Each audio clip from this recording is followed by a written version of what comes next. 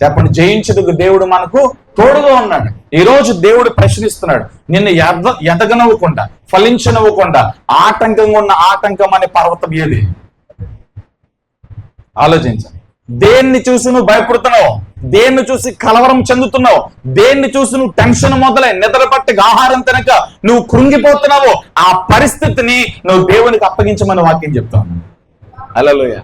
నా జీవితంలో, నీ జీవితంలో శ్రమ ఉంటది, కష్టం ఉంటది. కానీ ఆ శ్రమను మనం చూస్తాం, ఆ కష్టాన్ని చూస్తాం. మనం చేసే పెద్ద మిస్టేక్ ఏంటంటే, ఆ శ్రమ, ఆ కష్టాన్ని చూసి మనల్ని చూసుకుంటాం. మనల్ని చూసుకుని ఏం కలుగుద్ది? భయం కలుగుద్ది. ఇది నా వల్ల కాదు అనిపిస్తుంది, నా బ్రతుకు ఇంతే అనిపిస్తుంది, నా తలరాత ఇంతే అనిపిస్తుంది, నా జీవితం ఇంతే అనిపిస్తుంది. అయితే ఆ శ్రమను, కష్టాన్ని దేవునికి అప్పగించి దేవుని వైపు చూడగలిగితే, హల్లెలూయా, బ్రతుకులు మారతాయి, జీవితాలు మారతాయి.